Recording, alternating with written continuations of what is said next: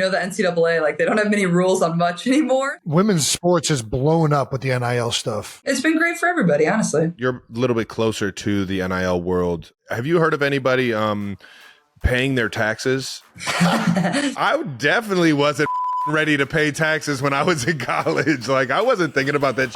I know. That's what I always think about. Welcome back to New Heights, ladies and gentlemen. How's it going? A Wondery show produced by Wave Sports and Entertainment. And big thanks to our presenting sponsor, Audible. Oh. Start listening today when you sign up for a free 30-day trial at audible.com/New Heights. I love some Audible. All right, now, Audible getting in there, sliding in there for a little sponsor. Shout out Audible. We're your hosts. I'm Travis Kelsey. My big brother, Jason Kelsey, out of Cleveland Heights, Ohio. Cincinnati Bearcat alums. Subscribe on YouTube, Wondery Plus, or wherever you get your podcasts, and follow the show on all social media at New Heights Show with 1S. Jason, let the people know who we have coming up. I'm not going to beat around the bush, guys. This is a big one. It's the guest you guys have all been waiting for. That we all have been waiting for. You've all, really been demanding. And we finally got her. Probably got one of the busiest schedules out there. Caitlin Clark is here. That's right. You heard it. That's right. You heard it. Right. She's in the building, folks. And we're going to hear a nice conversation from her in just a few seconds. And we're not going to really do too much before that because we're going to get right into this conversation because it was fantastic. But first, we are going to get to a little bit of that new news. New news. New news is brought to you by Accelerator, the orange ice pop. There we go. Who Thanks, loves Accelerator. You're finally. I do. I'm a fan of the orange. Dude, it's so good. I still prefer the grenadine. I still prefer grenadine, cherry ice pop, but okay. I think it's good. Right. I'm a fan. I'm always in on a little orange soda. They Call It Late Night with Jason Kelsey premieres this Friday, January 3rd. Jason, can you give us a tease or an anecdote? A tease or an anecdote? I don't know. I don't know what to say. I think we're going to have some awesome guests on hand. Really, the whole purpose of this show is to just celebrate and the sport of football. And, obviously we got playoffs coming up. This is the last week of the regular season coming up. It's just honestly an excuse to get together a bunch of guys and bullshit about a sport that we all love, do a bunch of fun, creative comedy bits with some incredible writers. Being creative is just a joy. And I think that we have, between the band, between the audience, between the players, and all the people that are going to be there, I think it's just going to be a lot of fun. Incredibly intimidated by it. I'm terrified of how this is going to go. That's such a good feeling to have. At the same time, it makes you feel alive. There's something about being afraid that makes you excited, right? Every time, man. So every time. Yeah. Anyways. Well, that's awesome, man. I'm happy as hell for you, brother. I can't wait. You said something about a band, and now I got to ask, are you breaking out the sax? Listen, I got, what this says? No, not focusing. I'm still too far away to be able to read that. Oh, you got some new got some reads. Got some reads. We'll see. Nice. It probably won't happen show one. I don't know what the plan is. No pun intended. I didn't read that on the box. I just thought in my head, what could this possibly have to do with a saxophone? Nice. And what would they're be reads. I bought some reads. I still, I don't know when. We got some plans. We'll see. We'll see what happens. I don't know if it's going to happen show one. We got some, there's a whole litany of things that could happen in this episode. So anyways, excited. Again, that's Friday, January 3rd, ladies and gentlemen. They Call It Late Night with Jason Kelsey, the man, the myth, the legend. And we also will be back for our regularly scheduled episodes starting next week. Football schedule and the holidays threw us off a little bit with me playing on Christmas and having all these short games or short weeks. Back to back to back, so it's making it a little tough to keep knocking these episodes out with you guys. But New Heights will be back talking all things NFL playoffs and whatever else comes next week. Sounds good, Bubba. And that's it for new news brought to you by Accelerator. Upgrade your energy and get you some of this orange ice pop. Shit's fucking popping, son. Alrighty, our guest today is a 6-foot guard from the University of Iowa, the NCAA all-time Division I scoring leader, the first pick of the WNBA Draft, WNBA assist leader, all-star, and 2024 WNBA Rookie of the Year. She's the most requested guest in the history of our show, and the Time Magazine Athlete of the Year, Miss Caitlin Welcome, everyone. Yeah. I appreciate it. I'm excited. I don't get excited about many things, but this was at the top of my list. So We made it, Jason. We've made it. How many accolades did we leave off? How many accolades do you have right now at this point, Caitlin? I think you might have made some up. I don't know. Yeah, well, I don't think so. I'm pretty sure on that. I feel like you're kind of like Wayne Gretzky for basketball right now. Gretzky. The amount. If you go to the Wikipedia page and you look at like the list of like awards and achievements, it's like endless. It is. Yeah, we had to limit it to this list just to get the show started. I appreciate it. Thank you. Is there any accomplishment, I guess, of all these accolades that has meant the most to you? Oh gosh, that's a good question. Well, I'd give you the answer my mom would say is probably academic All-American. She was proud of me for being a good student in college. So that's that answer. Nobody Love talks that about answer that. from mom. That's what I'm talking about. I did all right in school, so hung in there. But other than that, I mean, they're all cool, but you don't really care. It kind of just comes with it. It comes with having fun. And I think that the Time Athlete of the Year was cool too, just because you see the list of like all the athletes that they've had prior to me. And a lot of those people I idolized growing up, and LeBron's been the only other basketball player. So, and it's cool as a woman, like they haven't had many females on the cover too. So for women's sports, it's kind of special, but you know, just kind of comes with playing the game and having fun, as you guys know. That's awesome. I love it. What did you study in college? What was the? I was into business school. I got my degree in marketing. You're a marketing major? I'm a marketing major. There we go. You guys are great at marketing. We're all right. Guys like me, we got to figure out. You got to figure. I got to go on like dating shows just to get my name out there. I actually have a funny. Made the dean's list like once in my life, and it was when I got kicked out of school, and it was a part of the criteria that I had to get that I had to reach just to stay on the team. So you were capable of doing it. Exactly. That's all that matters. Ed Kelsey always said I was capable. You just have to focus. You have to give it your all. No, my mom was actually the one paying for my tuition at that point. So I had to make sure I did my mom right. I couldn't just throw away the grades knowing mom was paying for them. So that's right. I share that with my mother. Let's talk about your biggest accomplishment, being a part of Chiefs Kingdom. That's right. How long have you been a part of the kingdom? I'm sorry, Jason. You can apologize to me. I'm honorary member. I'm a Midwest kid, so there's this picture that's been circulating a couple years ago when I was on Peyton Eli's Monday Night Show, where I'm in a full Chiefs outfit. I had family in Kansas City, and I grew up in Des Moines, Iowa, which is only 3 hours from Kansas City. So that's just the closest NFL team. So my dad was a big Chiefs fan growing up. So people think I'm like a bandwagon Chiefs fan. I'm like, no, I was there before Patrick and Travis. Like I love it. We were ride or dies. So we've been big fans. And now obviously all the success you guys have had has made it a lot of fun for us. Who was your childhood like? My brother loved Tony Gonzalez. Like that was Tony his guy. G. Yeah. What a guy. So he was the chief. We would go to like one game a year growing up with my cousins down in Kansas City. That's so and we fun. still try to go. We went to the Christmas Day game last year. I think the year before you might have played on Christmas Eve, maybe. We went to that. We were sitting outside for that one. My toes were like about to fall off. My fingers about to fall off. I don't get how you guys play in that type of weather, but it's fun. And like obviously we got heaters on the sideline. Arrowhead's not too bad, so good spot. Oh, it's a blast. You already know. Have you ever messed with those heaters on the sideline? Have you ever seen those things? So we played a basketball game outside in college, like an exhibition game. Oh. And they had those on the sidelines. And I was like, I didn't really never know what they were, but they had them. And they get so hot, like dangerously hot. It's too hot. I know. It's funny. You'll see some guys throw on those winter coats.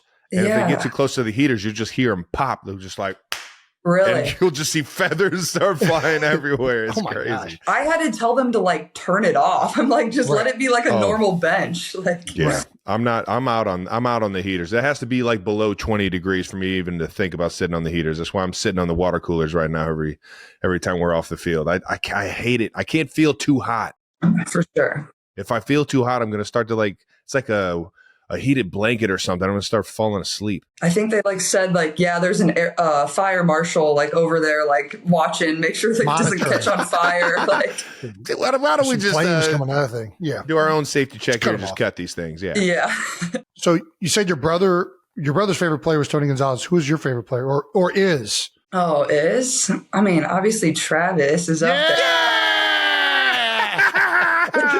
I made it. But I'm obviously a big Patrick fan too. How can you not be? Like the both of you, you're pretty great. I'm here. But it's been fun, and obviously I've known Brett Veach for a while. It's actually kind of crazy. So when I was in college, we played the Big Ten tournament in Indianapolis, and it was at the time of the combine. So Brett was staying in our hotel. And that's kind of how I first got to know him, like my sophomore year of college. And then we kind of have just stayed in touch ever since. So yeah, Brett's the man. Yeah, he's obviously done really well, and he's fun. He's cool too. So the whole family is the Veach family is the best. Yeah, I love good people. When I first got into the league, Veach was like Andy's assistant in Philadelphia. How crazy so is that? So to see where That's he's at insane. now and the success he's had, it's pretty awesome. Yeah. But yeah. The Eagles had all this right there and there. Don't shut I'm not going to do that. I'm not going to do that. You guys talk about this right now. We're doing just fine. You guys are doing great right now. That's funny. All right, Travis, earmuffs. Put your earmuffs. Take your earmuffs off. They take your technically are on. Okay, well, take your earmuffs off. All right. What do we think about 2024 Chiefs, Caitlin? What do we think about where the team's at? I'm feeling good. You feeling good? I'm feeling good. I mean, we're what, 13 and 1 right now. Pretty good. Oh, did someone say 13 and 1?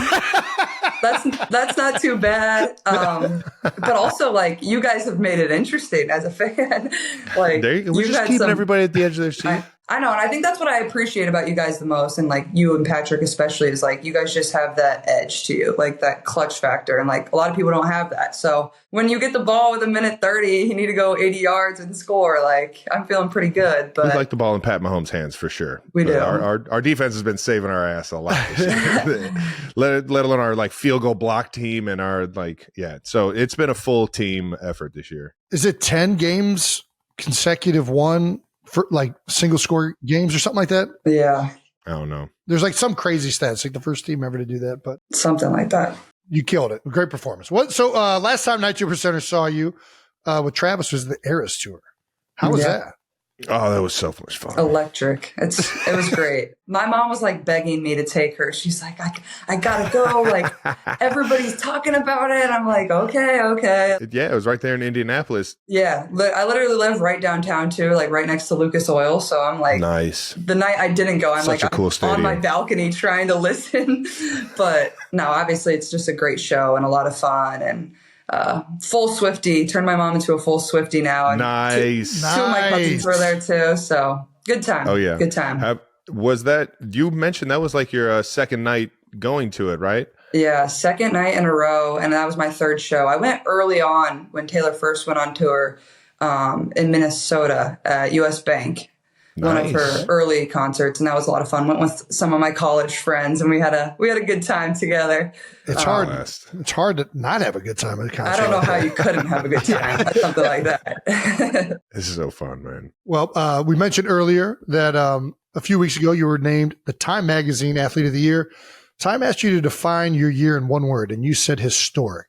We can do better. We can give you 2 words to define your year. What would they be if you could do that? 2 words? 2 words. That is hard. Yeah. 1 word easier. And I can't use historic? Yeah, I mean, I guess you can. It's your word. Definition. It's yours. Majorly historic. I would say I don't know, life-changing maybe? That's a great one. I think that's all in a good way. Things just change really fast. As you guys know, that's just how the world works. And especially with social media, people see a lot of your life, but that's what makes it fun, and why I've had so many cool opportunities too. So it's crazy. Looking back at a year ago today or around this time, I was just beginning my senior year of college. And obviously, people knew who we were and people attended our games, but it's obviously not on the magnitude that it is now. Yeah. So life just changes fast, but that's what makes it fun and cool. And, quickly started a new chapter of my life too, like moving here to Indianapolis, and feel lucky I'm still in the Midwest. I know you guys like the Midwest. So I've been in the Midwest my entire life. Jason's officially an East Coaster now. Yeah, but Philly of all the East Coast cities kind of has like some Midwest feel to it. It's just the most west. I don't think Philly East. wants to hear that. They'll probably hate that I said that, but whatever. Yeah, they're not going to like that comment. They want to be far from the Midwest. No doubt. Exactly. I mean, it was just a crazy year because you go all the way up to the national championship game and then you're playing right away. Yeah. You know, one of my coaches early on in my career said, you know, your rookie year is always so hard because you're in a new city, you're in a new place, you're with a new team, new coaches. There's so much that's not part of the routine that you're so used to. And you had that as like magnified. I mean, are you looking forward this year to like kind of having some like, I don't know, more of a routine? Familiarity. You had the familiarity. Yeah. I mean, it's just so unlike any other professional sport, really, from the standpoint of, so I played in the national championship and I basically went to the draft right after, got picked. And then you basically pack up and move. Like you're moving in April. You don't even finish senior year of college. And I guess for you guys, like what was it? You go to the combine. How long do you have to prepare for the combine? A few months. And then you get drafted and you still got a little time to get acclimated to the new city. For sure. You know, you have camp, whatever. Like it's not like that. Like camp for us is like a week and a half. Right. And then you're let's go on play. The court. Yeah. But I think it was good a little bit too. Like you don't have time to overthink things. Like it's just like boom, boom, boom, boom. Yeah, like you're just on to the next.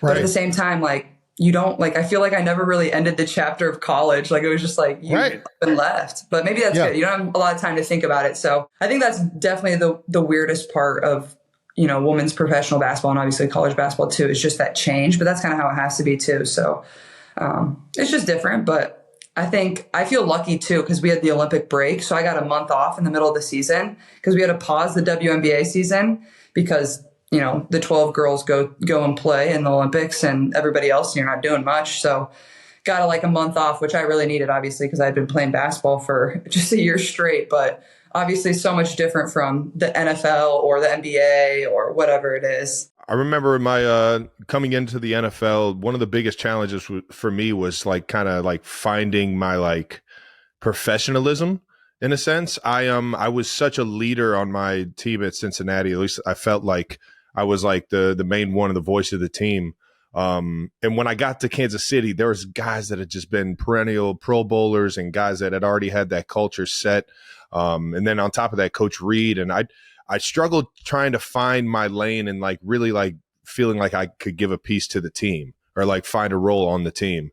Was there anything like that happened to you early on, knowing that it all happened so fast? For sure. And like you come in as a rookie and like you said, like you're trying to figure out a new environment, new teammates. Like you don't want to say too much. You don't want to say too little. And it's just so hard. But like in my scenario, and obviously you guys too, like you're already highly thought of. Like people are turning to you to like be something or be someone. So it's hard. Like you're trying to get your feet wet, but also not do too much. And I think that's kind of what I struggled in early on is like, I don't know what to say. I don't know how to say it. I don't know how they're going to react. For not knowing, you nailed it.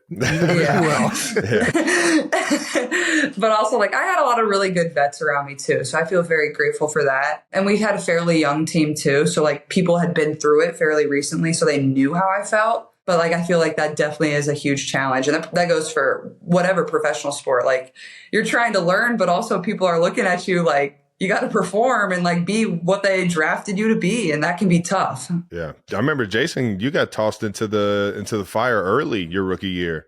And especially because you guys didn't even have off-season workouts. Yeah. So we missed the whole off-season workout. And if you weren't a first or second day pick, you didn't get the playbook. So I got the playbook like 2 days before training camp. So we just started right from there. But that was one thing. You mentioned the vets. And I think, you know, for me at least, there was a lot. Some vets were incredible. Some of the vets, obviously, you're competing for jobs. So there's a little bit there. But you lean so much as a young player on your vets. And you lean so much from like, even just like in Philly, there's so many great players that played for the Eagles that like Harold Carmichael, who was a legendary Philadelphia Eagle, was like always around and willing to lend advice or anything. Did you have many former players or current players like reach out to you that really helped you in transitioning into the WNBA? Yeah, there was, quite a few. Somebody that comes to the top of my head is Tamika Catchings, who was an MVP in the WNBA. Yep. Yeah. She won their championship here. I want to say 2012 when the Fever won their championship. She was like what made the Indiana Fever really good. Like that was our prime. That was when we were really good. And then after Tamika retired, the Fever kind of went down a little bit, as every team does once your, franchise player retires and moves away from basketball. And she's still really big here in the Indianapolis community. And she was one of the first people to text me after I got picked and still checks in on me. So it's cool. Awesome. It's cool. Somebody that's not in your building every single day, but means so much to your community and to the organization. And to have that, like, she's like a legend. Her number's up in the rafters. Like, that's somebody I idolized and looked up to. And for her to just take, 2 seconds to check in on me and see how I'm doing. And that's obviously really special. So I would certainly say her.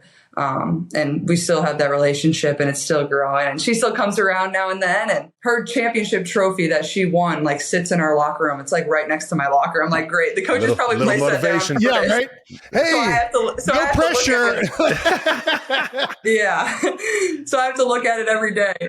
These are the shoes. It's got its own glass case. I'm like, great. Oh yeah, better. Hell yeah, better. Just a little motivation. This is what we're working for. No doubt. Absolutely. So, but yeah. We were not drafted in the first round. What was it like being a first round pick?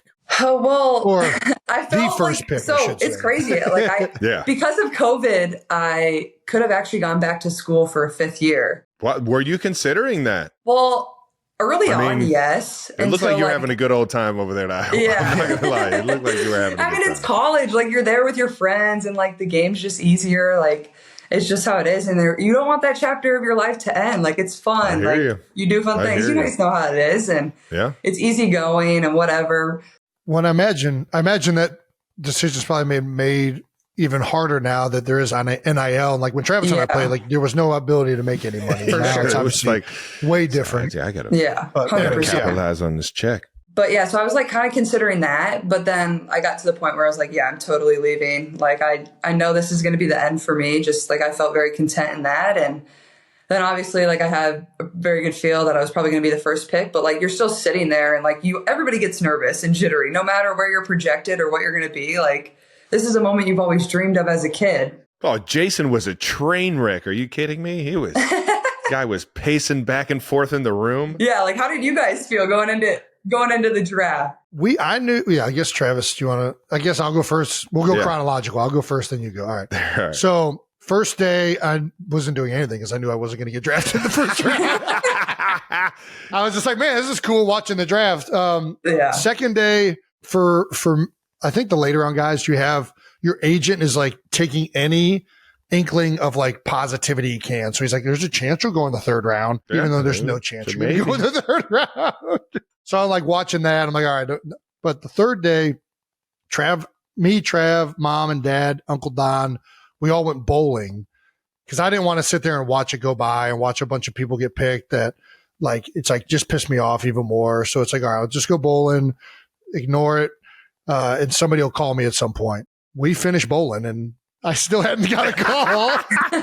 So it was super awkward. It was all right, let's just go back to the house. We paid for the 2 hours. Yeah. Well, we did the 2 hours. Do we keep fucking rolling these things? The 3rd day was still drafted? going. Yeah. So it was the 6th round. We went back to my house and then, finally got a call from a 610 number, I believe it was. Or was it 215? I think it was, it might have been 215. Either way, Philadelphia area code popped up. And so it all kind of went down there. Dad came rushing in crying. There's nothing better than, and then you can hear when it finally, because I was in a separate room and they were all in the living room kind of watching on TV.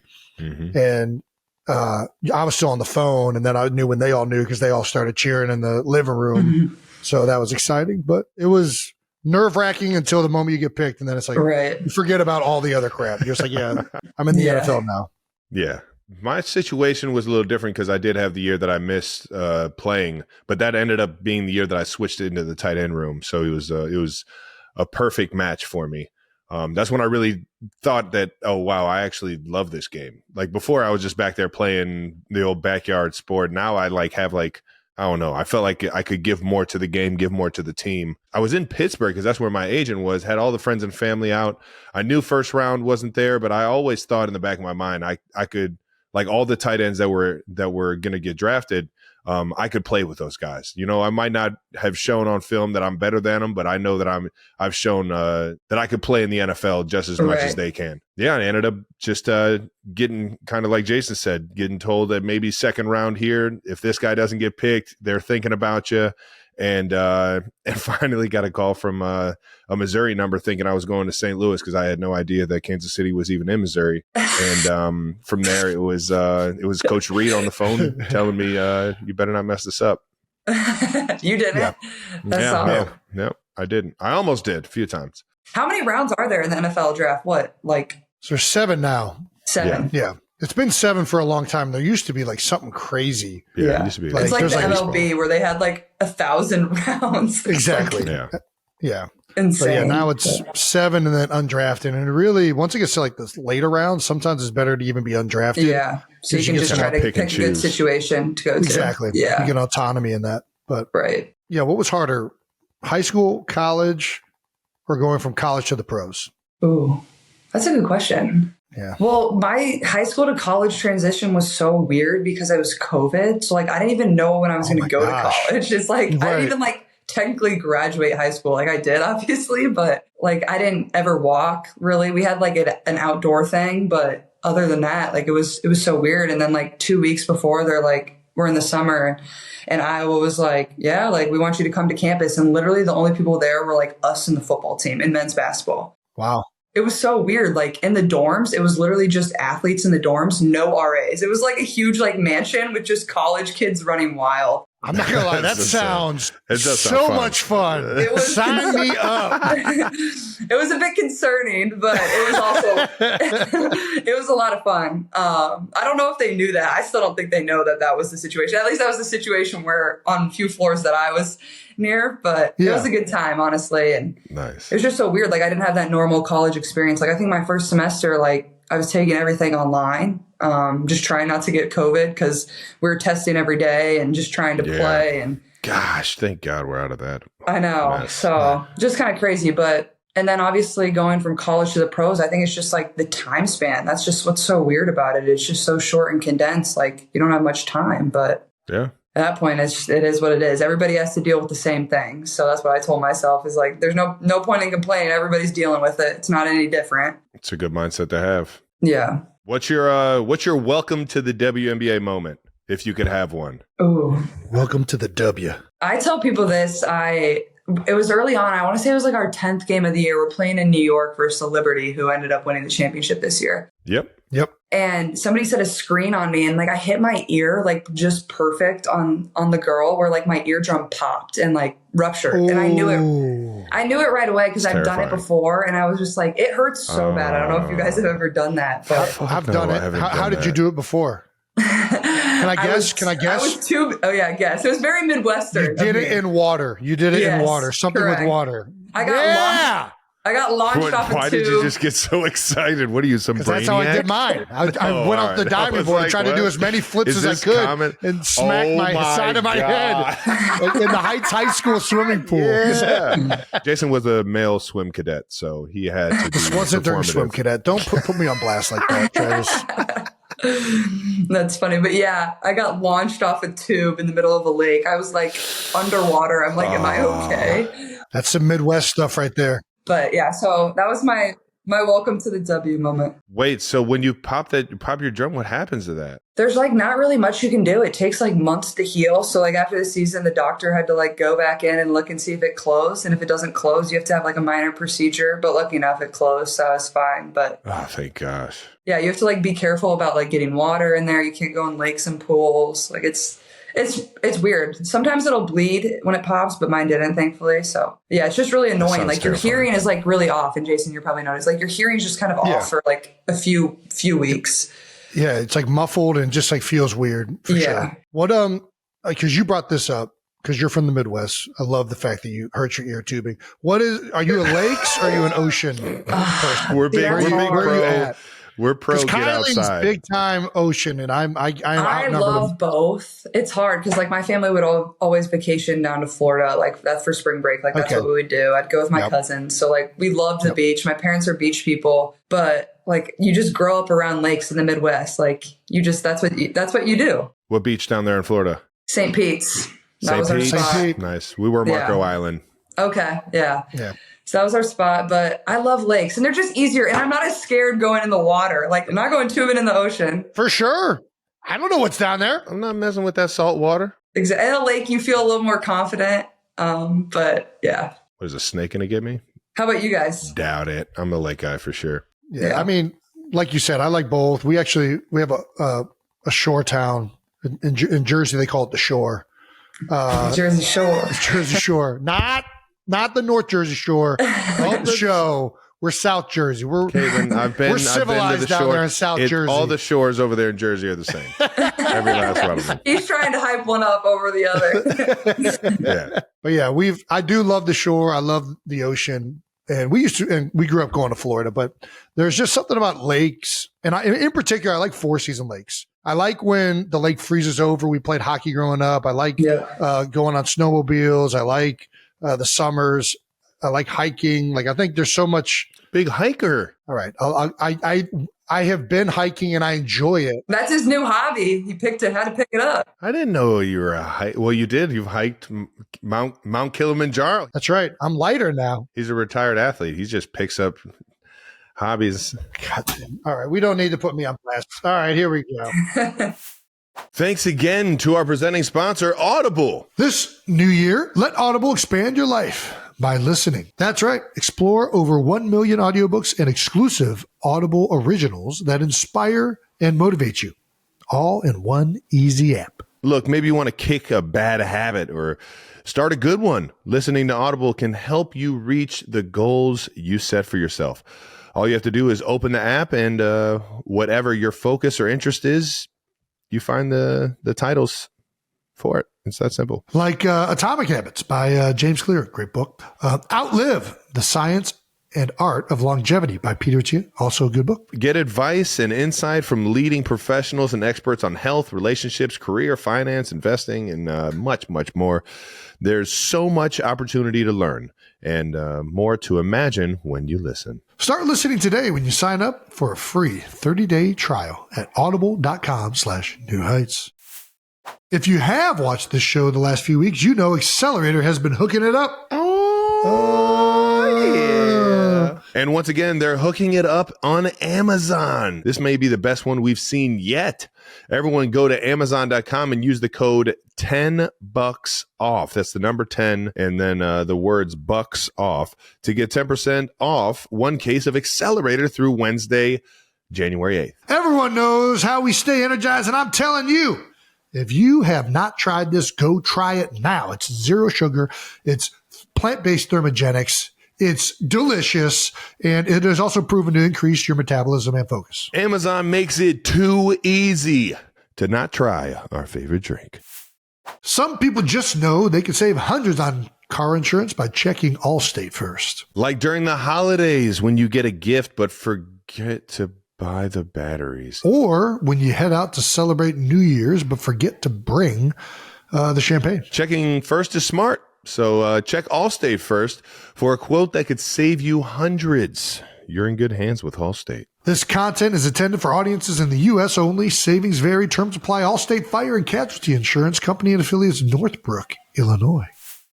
You guys played hockey? I didn't even know that. Yeah, Jason played a little longer than I did. Once I got to high school, I switched over to basketball because it was the same season. Trav hurt the entire Cleveland Heights hockey community because he was the best hockey player Shut up. ever in Cleveland Heights youth hockey. He was very dominant. And then when he chose basketball, it just really deflated. You got to be a pretty solid basketball player. I just couldn't dribble. We were known for basketball, and all the basketball games were absolutely rocking. Really? Sold out? Yeah, and I had hoop dreams, so I chose basketball. But yeah, I definitely loved playing hockey the most. Hockey was so much fun. It was probably because of the guys that I played it with more so than actually getting out there. But yeah. Yeah. That's half of the youth teams I was on anyways. But yeah, I like to put a helmet on. you get on the ice and play a little or what? Were you always a hooper or what other sports did you play? I played soccer growing up. It was soccer and basketball. Honestly, hockey isn't really that big in Iowa. Like it wasn't really a big thing, which is kind of weird. Like you think it would be, but it was more of nobody really did it. I feel like wrestling's so big in Iowa. So like all the guys wrestle.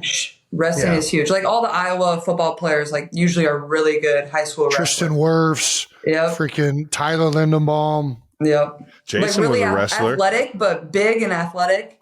Yeah. Great wrestlers, state champion wrestlers, but then would be like freak O linemen or like good tight ends or whatever it was. Yeah. I love watching me two big old muscle bound dudes wrestle it out. Give me the heavyweights. I want to see the heavyweights. That's funny. How did you end up at Iowa? You almost ended up at Notre Dame. I did, What led to the decision to go to Iowa? So I basically narrowed it down pretty early on when I was going through my college recruitment that I wanted to be like in the Midwest, just kind of a homebody, family person, just wanted to stay fairly close to home. So that narrowed a lot of stuff down. And I visited like Oregon and Texas and a few other places, and I liked them, but it was just like I knew it was too far. And then visited Notre Dame a bunch of times. And I was like, I love Notre Dame, and I like as a kid, like you want to go to Notre Dame. Like it's the same with Notre Dame football. It's like the coolest thing in the world. Like it's Notre Dame. It has that tradition. They've had so many great players go through there in every single sport. But like, I just knew like something like you could just like, I could feel it in my gut. Like I was like, I'm not supposed to go there. Yeah. So I picked Iowa, and Iowa was really good at women's basketball before I went there too. Like made a few Sweet 16s, made the Elite Eight. Our coach had been there for quite a while, but they hadn't been to the Final Four since like 1992. So I wanted to go somewhere that was good, but like maybe hadn't been like a blue blood per se in like quite a few years, and kind of help them get back to that. And then it was obviously my home state too, and 2 hours from where I grew up. So perfect distance where like your parents can't show up, but also like you could go home if you wanted to. No doubt. Of course. No doubt. It's important. It just kind of all worked out perfect. And obviously I made an okay decision, and it worked out pretty well, but worked out real well. Yeah, it did. Did you take visits to Notre Dame and Iowa? Yeah, I took quite a few to both. Yeah. Okay. What was your guys' dream schools growing up? Or did you even have one? Because I wouldn't even say Notre Dame was like my dream school. It was more so like I just thought it was super cool. Like it just sounds cool. For sure. I would say Dad was a big Notre Dame fan. He grew up Catholic, and he went to Catholic school growing up. And I think that like anybody who's like Irish Catholic, like that's like the like ideal, that's especially in the football world. And then Ohio State was really good. Yeah. Ohio State was probably the one school that I was like, as a kid, I was like, that's the school. No, you like Michigan. You just stop. I like Michigan. Right, you were always a Michigan fan. You can't like Michigan and Ohio State. Exactly, Caitlin. The thing is I can, and I did. He liked the helmets. You can, but like Michigan and Ohio State fans are not going to be happy about that. Exactly. I didn't go to either one of them, so it's all good. I will say this was when he was younger. By the time he was like, high school, he was on the Ohio State. Like it was just like, anyways. Ohio State Stadium is legit. When we would go to play at Ohio State, I would be like, we would drive past it. And I'm like, it would make Iowa Stadium look so small, and it still seats 70,000, but like that place is just gigantic. Yeah. I do love Iowa Stadium though. There's something like very awesome there. Obviously the thing they do with the Children's Hospital is awesome. Cool. The wave is really cool. I'm trying to remember the name of it. I watched the game. I took a visit to Iowa. Kinnick. Yeah. Kinnick. Yeah. Kinnick. Yep. Great atmosphere. It's great. And the wave is pretty awesome because the Children's Hospital looks right over on the stadium. So it's cool. It's always been a thing, but the wave has really become a thing probably in the last 8 years, I want to say, because we have a kid captain for every game because the hospital is such a big deal. And it's usually a kid battling some sort of disease or has beaten some sort of disease, not always cancer, but whatever it is. And that's always fun. They get to pick a song that plays after the first quarter, and I get the chills every time. It's sick. It's probably one of the best traditions in all of sports, if not the best, honestly. Wait, so what's this thing about the wave? The wave just started? So after the first quarter, everybody turns because the Children's Hospital like looks on top of the football stadium. Right. And so I remember seeing them wave. Yeah, the patients. I thought you were talking about the wave. Like, then they started doing a wave. They incorporating the wave. Maybe we can get that started Maybe too. you're onto something, Jason. Hey. Iowa fans are going to be fired up now. They're going to be doing it at the same time. Exactly. That's awesome. So stupid. But no, it's pretty cool. We heard you got your first recruiting letter in 7th grade. Yeah. Is this true? Yeah. So at the time, like, That's insane. It's insane. Were you It's playing honestly- with high schoolers at this point? yeah, it's honestly sad. Like, where college, like, recruitment has kind of gone. It's just insane. But also, I got you. I feel very fortunate. Like, my parents were just like, they told my older brother, like, go get the mail. Like, we don't want your sister to see that. They like wanted me to be in 7th that's grade and cool. like enjoy middle school and like hang out yeah. with your friends. Like, you shouldn't That's be cool. worrying I about where love you're going that. to college. I love that so much. Yeah, so I didn't really take any visits until like after my freshman year of college, and then I didn't decide until my senior year. So I was never in a rush, and my parents did a really good job of like make sure, you know, I have a good circle around me. Like, it wasn't always about college recruitment. I wasn't like posting my offers. Like, also that wasn't really a thing when I was growing up. So, But it is now. I mean, it had to be close to when you were growing up. I mean, yeah, it was close. Like, people were starting to do it, like post like, oh, I got an offer from here. I got an offer from here. and especially in basketball. Now it's all you see on social media. It's like only people talk about. It's crazy. But obviously times have changed too. But Oh, times have changed. yeah, it's 7th grade was wild. And I was playing up like 2 years. So I was playing with high schoolers. But yeah, I didn't really like think anything of it. Like, I was just going out there and hooping and having fun. And it's kind of just what came with it. How much basketball did you play? Because nowadays, like these kids play, it's like nonstop. It's like, I know. It's crazy. It's crazy. yeah, It is crazy. And I played AAU and then I played for my high school team. But my mom would be like, she is not playing more than like 3 games or 2 games in one day. Like, that's crazy. Because sometimes No, they it would want can me to get play crazy. like for the 7th grade team and the 8th grade team. So Oh, wow. my parents were like really good about that. Like, they didn't want me to lose the love of it. Like, you don't want to get burned out. Like, you still want to be having fun when you're doing it as a pro if you're lucky enough. And Smart maybe parents. as a kid, I was like, Mom, no, like I can keep going. Like, I can Yeah. keep playing. But looking back, like, I'm very fortunate for that because I haven't lost that fun of it and that passion for it and always wanting to get better. And sometimes that's why people get burned out, is because they did it too much as a kid and their parents forced it on them or whoever forced it on them too much. And that was never something I really had to deal with. So I feel very fortunate. Got to have that balance. That's awesome that your parents, you know, made sure of that, or at least were cautious of it. Yeah, absolutely. I think the only recruitment letter Travis got in 7th grade was to St. Ignatius. St. Ignatius was trying to get him over to the high to school. play, Yeah. to play hockey. Was that what it was for? Yeah, nobody. That's the only sport anybody wanted me in 7th grade, 7th, 8th grade. It was that and lacrosse. We need the hockey highlight tape. We're going to get back out there. We got to get out there with the Watts. That's the goal. We got to get out there with TJ and JJ and all those dudes. Yeah. All right, let me ask you this. We're going to try this segment. We've never done it. It's All probably right. going to be very short-lived. It's called Name a Person.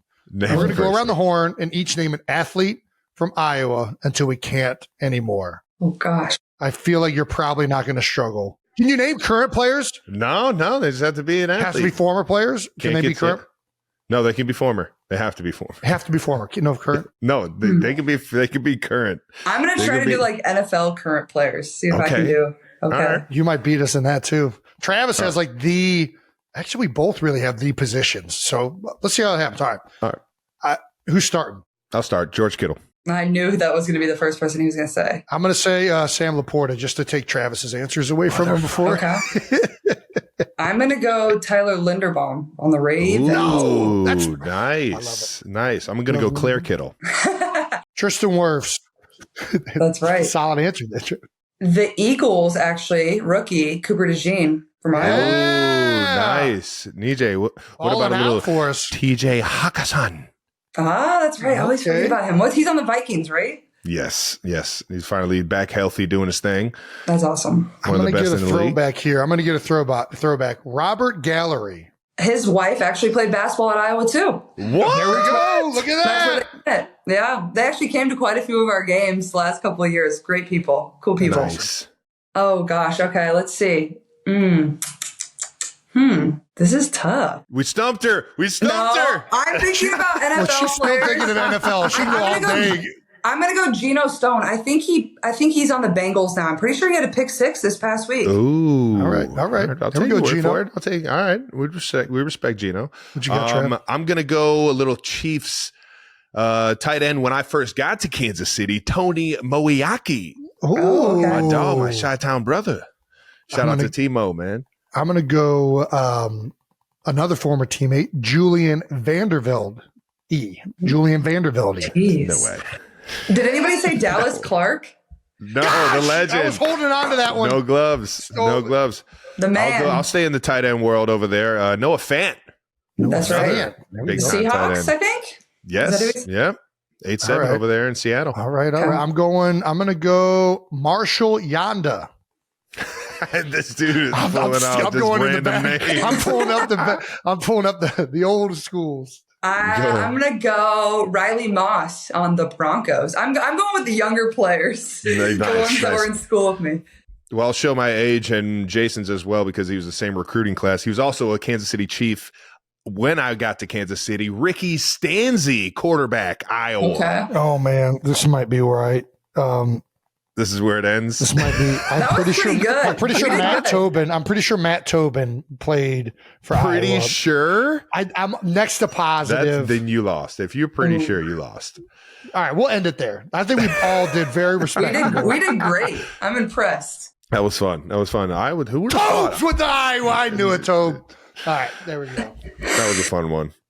All right. What was one of your most favorite memories from playing at Iowa, though?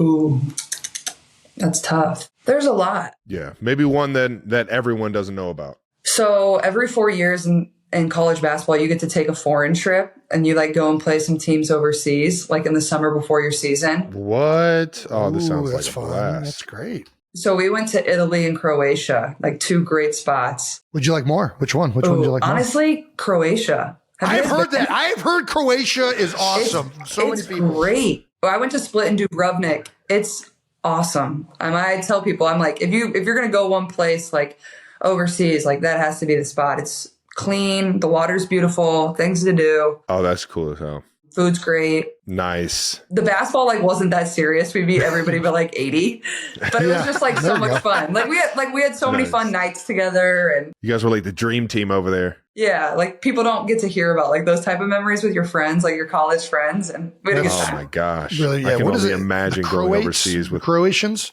We found out. We just recently found out we were Croatian. We didn't even know. Really? That's why I got so excited when you said Croatia. I was like, He's proud. I got some blood. That's me. That's funny. We talked about NIL earlier. How much did that change when that became a thing your senior year? Because you were unique where when you first got to college, it wasn't a thing, and all of a sudden it became a thing. It became a thing after my freshman year. And it was kind of weird because everybody was like, okay, so what is it? And trying to maneuver. The NCAA, they don't have many rules on much anymore. So right. There weren't many rules, and it was more so okay, what can we do? What can we not do? And we're also the first. So you're trying to figure it out as you go.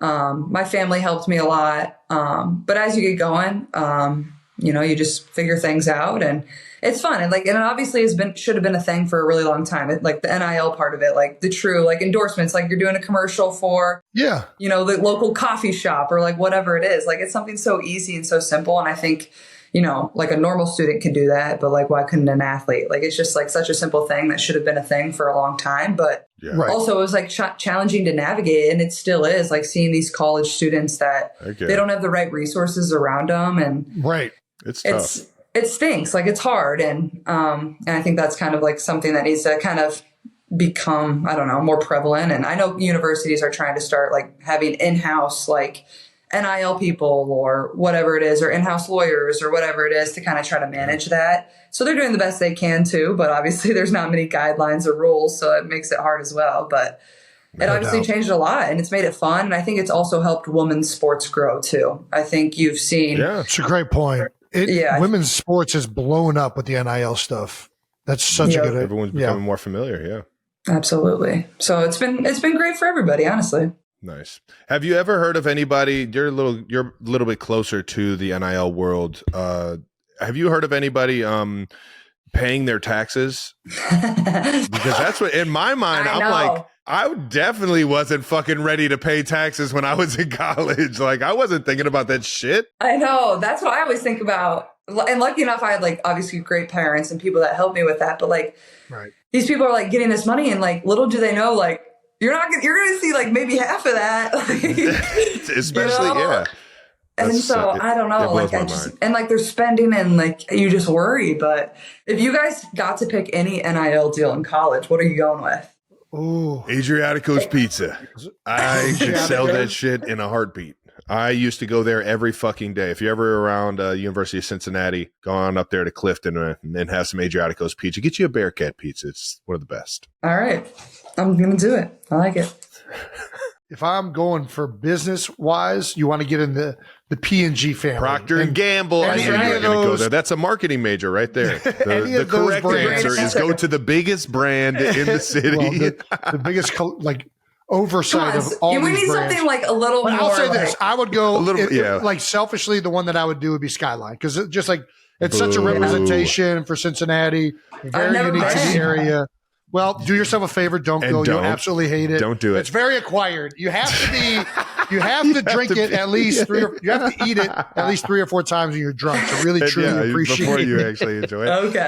I've seen Jason eat more Penn Station at the University of Cincinnati than I did Skyline. So. We have Penn Station here. Penn Station's good. Penn Station is good. One of the best cheesesteaks in the land. Great cheesesteak. What do you think about that, Jason, as a Philly guy? Gosh, you're going to put me on blast because I love Penn Station cheesesteaks. And there's a heated debate between Kylie and I. You're about to divide a family, Caitlin. Kylie, I took her to Penn Station to have a cheesesteak. I'm like, you're going to love this cheesesteak. It is so good. And she was like, this is a cheese and steak sandwich. This is not a cheesesteak. I'm like, what the hell? You can't just like switch it. It's the same ingredients. It's the same thing. Yeah. She could not stand it, was like flabbergasted that this thing would even be called a cheesesteak. So I do love Penn Station cheesesteaks, but I'm Philadelphia. Kai likes the nacho cheese on the cheesesteak, though, so that's a little. See, I don't like the nacho cheese. Do that. She does American. Stop. I'm not going to let you do this to Kylie. The one thing that I think everybody's a little bit with is the transfer portal, right? Like there's a kid, Penn State, like more recently, what is it? Their starting quarterback just announced he's transferring right before the playoffs. Yeah, I saw that. I was thinking their backup, but like. Oh, was it? Okay, sorry. But he played in a few games, even like quite a few games, because I think Drew Aller or whatever his name is got hurt or something. That's what it was. But yeah, the transfer portal was crazy, especially in football. Like I think that's where it's gotten the craziest because that's obviously where all the money's at. Just everybody's a free agent every year. This is not just every year; it's like twice a year, right? Adam Schefter's like reporting, like, yes, they've negotiated a new deal for him to stay at the university. I'm like, yeah, like where else is he gonna go? It's like crazy, and it's kind of sad. Like it just like you lost that little bit of like. I don't know, amateurism of college sports. And I don't know, that's why it's so fun. But also, like, it's the world we're living in. Level right so, below being a professional, like that. I don't know, get it's you like ready for it's like a minor league football, basically, now. Yeah, that's exactly what it is. I don't know. What do you guys think about the transfer portal? Do you think there should be, like, different rules? I'm too old school. I didn't get the opportunity to transfer, so. I don't think that people should be leaving before the playoffs. I think that they should figure that out. Yeah. I kind of think that there should be a commitment level from the player to the university that there isn't right now. And I don't know if that means signing like term contracts, like maybe it's like a 2-3 year contract that you're like agreeing to stick with a team or a university as long as there's not like a coaching change. Yeah, that's what I thought it was. I thought it was the original reason why they came up with the transfer portal was 1, because of COVID, but 2, because coaches just were up and leaving and players were being forced to just be there with whoever came in. Yeah. Knowing that the new coaching staff wasn't the ones that really wanted them or recruited them. So they were kind of put on the back burner. I think if a coach leaves, then a player or whoever on the team gets to be able to enter the transfer portal. But for sure, it should go back to the old rules. If you ask an old timer like me, to where if you transfer, you have to sit out a year. I know. I agree. I don't know. Or I think like you get one. Every free situation is pass different, but for sure. Yeah. Or you get a free pass if your coach leaves, or I whatever. think that makes a ton of sense. Having one free. Yeah. But now we got people on like their 4th school and their 7th year. It's just getting egregious. Insane. I was being a kid, and when NCAA football, the video game came out, I was just like, I just have to. I have to buy that. I have to play this. I have to act like I went to every university. And then I was like, oh, I don't have to just go and create a new like player. I can just transfer. So I played at 4 different schools, won the Heisman at each school. And I'm just like, man, could you imagine a player doing this? Because NIL, if he wins the Heisman like early on enough, like he's gonna get, or they're gonna get enough money to stay at their like college. To stay in college for as long as they want, or as long as their eligibility to let them. And what do you have to say in college for 3 years in college football? What do you guys think about that? You think that's good, or you think that should remain? That should remain. Yeah. I'm kind of in favor of that. Yeah. I don't know. I don't like restricting kids. Like if they're good enough, go. But there's like a physicality that I feel like is still like very different. Yeah. But it'll get to the point where it's not even the physicality. It'll just be guys will leave knowing that they have the potential to become that. You know what I mean? So guys will just like get drafted based off of potential even more. Right. All right now. Happy New Year's, 92%ers. The NFL playoffs are around the corner, and that's why we need to tell you about our special hookup from today's sponsor, SeatGeek, who are back for their third season with new heights. And we have a special discount for the 92%ers. Ooh, do we? Get 10% off any ticket on SeatGeek, whether you're a new customer or not, with the code New Heights. That works for sports, concerts, comedy shows, going to see a playoff game at Arrowhead, or maybe even a college football playoff game. How about that? How about it? SeatGeek rates on a scale of 1 to 10. Look for those green dots. Green means good, and red means not so good, but still a good ticket. So save yourself some money. Open the SeatGeek app and add code New Heights to your account to get 10% off your next order. Doesn't matter if you used SeatGeek before. That's code New Heights for 10% off. Terms do apply. This year, healthy habits don't only apply to humans. Give your dog a fresh start, too. The Farmer's Dog makes feeding real, healthy dog food easy and it's convenient. And your dog will absolutely love it. Developed by board-certified nutritionalists. The Farmer's Dog is a human-grade dog food that's made with real meat and veggies and gently cooked to preserve nutrients. Traditional pet food is highly processed and difficult to portion correctly, but the Farmer's Dog has changed that with their freshly made food. They take the guesswork out of serving sizes by precisely portioning your dog's food based on their unique nutritional needs. The pre-portioned packs are simple to serve and ensure your dog is eating the right amount to keep them healthy and thriving. Plus, the Farmer's Dog delivers right to your door, automatically sending you new food as soon as you're running low. And they have 24/7 customer service with real people, because sometimes you have a burning question about your dog's food at 2 a.m. Get 50% off your first box of fresh, healthy food at thefarmersdog.com/New Heights. Plus, you can get some free shipping. Just go to thefarmersdog.com/New Heights to get 50% off. That's thefarmersdog.com/New Heights. All right, before we get back into the action, let's talk about something everyone needs as we roll into the playoff season and the new year. Jason, tell the people about AG1. Oh, man. AG1 is a game changer. It's like your morning fuel. It's a daily health drink that's just one scoop mixed with water, of course, like a smoothie or water, just plain old water if you're feeling like not being fancy. It's got vitamins, minerals, and pre and probiotics and more. Wait, you said probiotics? That's right. That's right. It helps to keep things moving, like, because after all those holiday meals, 92%ers might need to, little extra help getting it out. Okay. I don't think that's what probiotics necessarily are, but I feel you. AG1 does have probiotics and digestive enzymes to keep everything moving smoothly. Less bloating, not being backed up. That's right. It helps to keep your gut healthy, basically, so you can focus on the important stuff. What about taste? I'm not trying to choke down something that tastes bad. It's got kind of a fruity taste that's actually good. And you can't trust me. It tastes better than it looks. It's not just some green juice that you have to choke down. It actually tastes bomb. So how do your listeners get in on this, Jason? Easy. Head to drinkag1.com/New Heights and they'll hook it up right now. AG1 is offering new subscribers a free $76 gift when you sign up.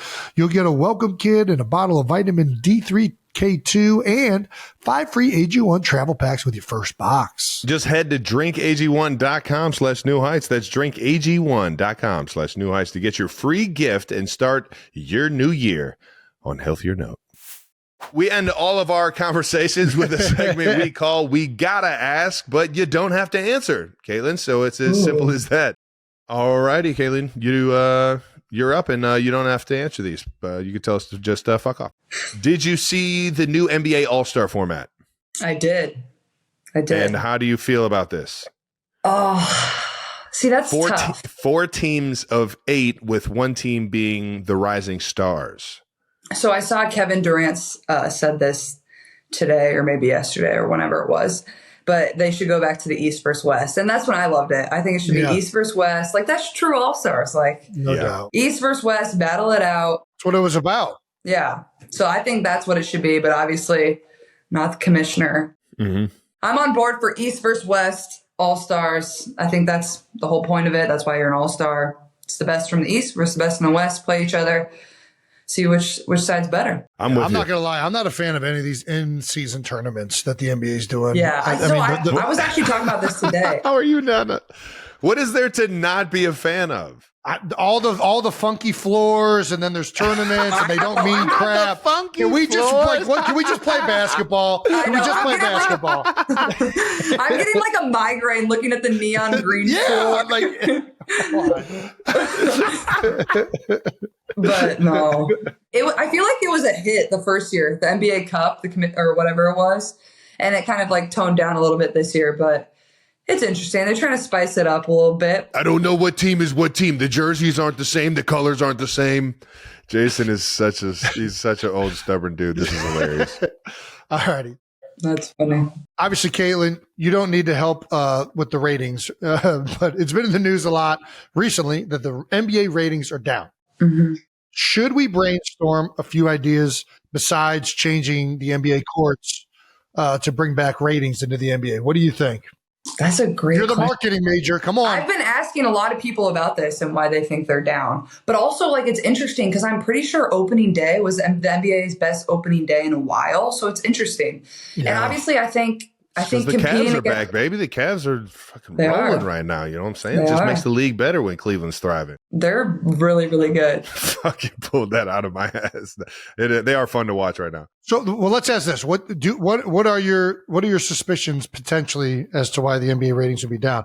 Honestly, like, I feel like the average just like basketball fan doesn't understand how good NBA players are, and they think it looks like they're not trying. I promise you they're trying. They're just like so good. Like, that's why it looks like they're not trying. And obviously the physicality of the league has changed a lot, and I wasn't around when it was like much more physical, and maybe people want more like beef and physicality, and people think it's gotten soft. But I think that's also because the skill has just changed, and like, that's what's great about basketball. Like, it's always evolving. Like, it's going to be different than when MJ played. It's going to be different in 10 years than it is now. So it's hard for me to like put my finger on like why it has gone down. And also it's competing against a lot of football right now. You have to take that into consideration. Like, football is just, that's America's favorite thing. I think people should I love 3-point shooting. I love seeing guys just like launch threes, but not everybody loves that. So I don't know. What do you think about a 4-point line? I love that. Let's do it. That's actually a great idea. Genius. That is genius. 4-point line. How does the criminal justice major come up with the best marketing plan right here? Sometimes you just got to open your eyes, Jason. Look at the sheet of paper in front of you. Or we could get like just 2 spots. Yeah. What about you're saying that everybody's questioning how physical the game is. What do you think a hockey style fight once a game? Just everybody picks a fighter. Who doesn't like a boxing good gloves? So 2-minute penalty box, and you can come back in. You don't get ejected. That's what I'm saying. All this dude's got some reach on him. Bring that physicality the hockey back. Guy wants that. What about like an NBA jam rule where like if you start making like a third bucket, it's worth more. It's like heating up, like you're on fire. If you're on fire, it's worth more. So like I don't know. That'd be dope. That would be cool. That would be cool. Just made me want to play NBA Jam. Have you ever played NBA Jam, Caitlin? Yeah, I used to have this like it was like the whole arcade, like the arcade. That's so NBA sick. Jam. Oh yeah. Oh, I'm jealous. Yeah. Legit. I haven't played in a while, but yeah. Is it potentially because they're playing too many games? I think that's for sure probably something like 82 games on like somebody's body. Like that's so many. It's insane. Like they're not practicing a lot. Like it's just hard. If it's to the point that that your star players are having to take time off, why don't we just play less games? I know. So that star players don't have to take time off. Cause I don't know. I feel like the NBA and Major League Baseball grew up in times where ticket sales were was your main source of revenue. And now it's all driven by ad dollars from TV contracts. Yeah. So to increase TV revenue, it's like just play less games in more impactful times. I don't know. Yeah, there's definitely ways to solve that. I mean, like 82 games, and we play half of that, and that's going to go up as we add more teams to our league. Yeah. But like, I can't imagine playing 80. Kansas City's is shopping around for a team. Patrick trying to bring one. I know. And they got a good basketball arena there. What is it? The Sprint Center? Oh, yeah, Sprint Center. Oh, yeah. Or whatever. We hold the, you're right. Golly, you just took me back. It used to be Sprint. Sprint sold to T-Mobile, so now it's the T-Mobile Center. I knew it was one of them. Big 12 tourneys there every year. Yeah, it's a great spot. And then Power and Light District down there, like it would be a great place. Go down for there, for great women's basketball. Could be great there. For sure. So I'd support it, but yeah, I don't know. I think 82 games is a lot on somebody's body and like mentally, like that's hard. And what is it for football? I mean, you're playing what, 15 or? You're playing 17 regular 17. season. 17, and they're which trying I think to is too add much. 18. I think the NFL should be playing less regular season games, but I'm losing that battle. And what are you playing, Travis? You're playing like 3 in like 11 days or something like that? Yeah. So it already started. I'm going to be playing 2 in the next, what is it? 8 days? Yeah. Like, how do you even prepare for that? Like, that's crazy. You just put your shoes and pads on just like the other team. We're in this together. And you put your face in the fan. You just know it's coming. We're all in this shit now.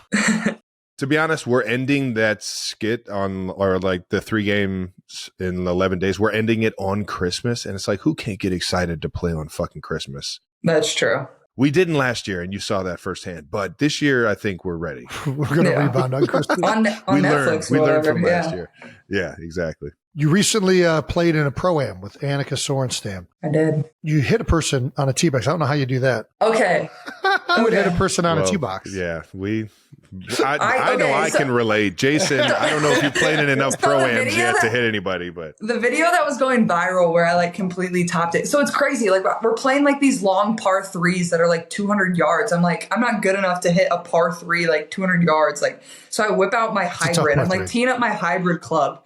Just top it like straight at fan to the left. Been there. But I think they dodged it down the third base line. But I nailed somebody on a different par 3, like some woman, like right in the shoulder, like shoulder. And I saw a TikTok like the next day, just like black welt on her arm. Oh yeah.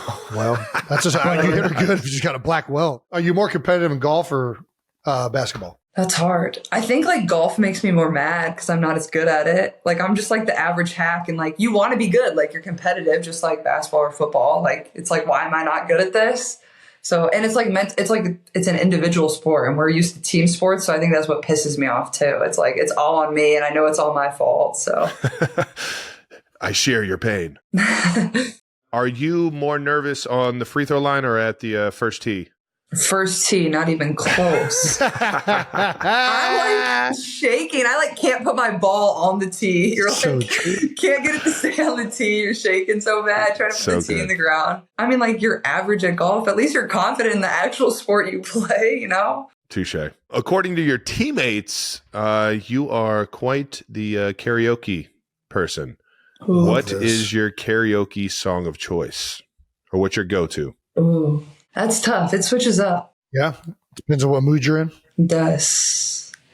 You know what's good? Where's the Love by the Black Eyed Peas. That's a good song. It's a good karaoke song. She gets it.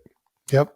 Honestly, it changes up. I like a little duet action. So you could go up there with your friends. Okay. Nice. I haven't done karaoke in a while. What's your guys' go-to song if you had to pick? I have one song and I go to it routinely. And that is Total Eclipse of the Heart by the Dan Band.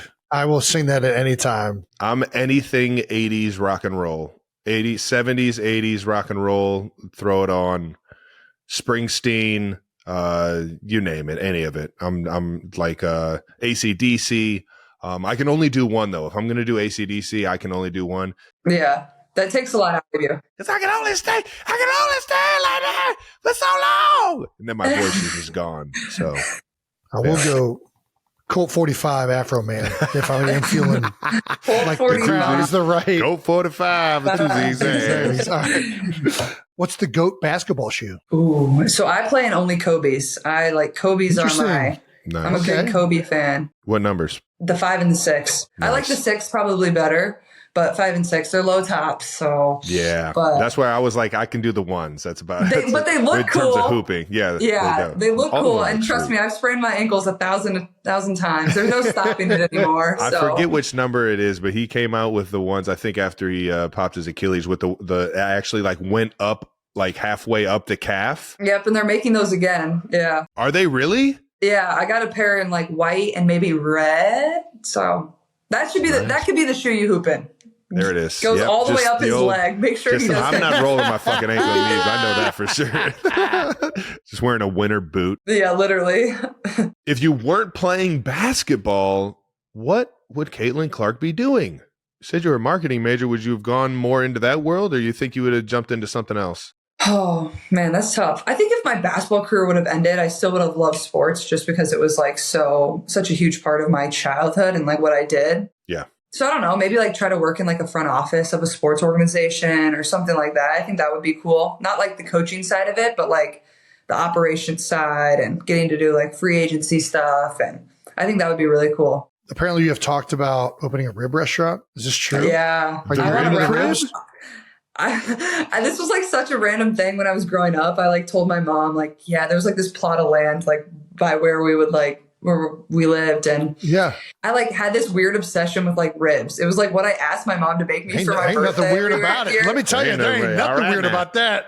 So I was like, yeah, I'm gonna open the rib crib, like have this barbecue joint, like heck yeah. I don't know. We'll see. I've kind of phased out of like I love ribs still, but I've never made ribs for myself, but I'll just hire a chef. Maybe he can run the restaurant. You can just be the face behind. You baby back or spare ribs? Baby back. Baby back. All right. Yeah. All right. Give him my baby. Are you Kansas City style barbecue sauce or you going? I'm Kansas City. Yeah. Yeah. All right. That makes sense. That adds up. What about right there? What sides are we having? This dude did talk about he's all in. I haven't had lineman at heart. Have you ate today, Jason? Full disclosure, I haven't had dinner yet, and now my mouth is salivating. I gotta go like some mac and cheese. Okay. What else are we going with? Cornbread, some cheesy corn. Have to have cornbread. Yeah. Maybe some like green beans with bacon or like green beans. I don't even know. Baked beans. Baked beans are great. Jason's just answering his own question. Baked beans are great. I love baked beans. I haven't had barbecue in forever. You're gonna make me crave it. My mouth is legitimately watering right now. Come on down to Arrowhead. We'll get you some barbecue. Can I get the banana pudding for dessert? Ooh. All right. Piece of advice for the next Caitlin Clark watching. That's tough. I think just like enjoy every single moment because it goes so fast and like life changes so fast and you know, you only get to do a lot of things once. So have fun, enjoy it. Remember why you do it because like you love it. You're passionate about it. You know, don't take it too serious. So I would say that. That's how I've tried to live. And obviously some moments are better than others. As you guys know, you get competitive and caught up, but you know, just enjoy it. Have fun and, you know, keep loving it. I think that's a very wise answer. Yes. Especially for someone going into their second year of professional basketball. I took so much shit serious when I first got in the league. I was just like, I have to do this. I have to, and this and this. And now I'm just like telling everyone, like, you know, it's not that serious. Right? Yeah. Just like, oh, that's funny. Before we wrap, do you have any questions for us? Ooh. You got any? Feel free to ask none. I mean, feel free. I don't have any. It was fun. You guys were great. So thanks for having me. I appreciate it. Caitlin Clark! Yeah, baby. Thanks, Kelsey Bros. You guys were awesome. You're absolutely amazing. Can't wait to see you and the Fever go at it again next season. Right. When are you guys starting up for a training camp? April. Oh, nice. So you got some time. Okay. I got some time. So hopefully I can make it to a Chiefs game here soon. Maybe a playoff game or something. So I'll tell you what, we punched our ticket. So we're definitely, we're going to at least I would assume we at least got one at Arrowhead. But, you know, you're invited to them all. So. All right. Appreciate you guys. Thank you so much. Thank you so much for coming on, Caitlin. All right, and that wraps up another episode of New Heights. Thank you so much to our guest, Caitlin Clark. We will be back next week for a brand new episode. Make sure you're subscribed on YouTube to the New Heights channel and follow New Heights on the Wondery app or wherever you get your podcasts. Reminder, you can listen to new episodes of New Heights early and ad-free right now by joining Wondery Plus in the Wondery app or on Apple Podcasts. Once again, New Heights, a Wondery show produced by Wave Sports and Entertainment, and a big thanks to our presenting sponsor, Audible. Start listening today when you sign up for a free 30-day trial at audible.com/New Heights. Follow the show on all social media at New Heights Show with 1S as usual. And thanks to our production crew and 92%ers. You guys are our favorites for tuning in and also making us look better than we are. Love you guys. See you guys next week. That's right. Happy New Year. All right, now.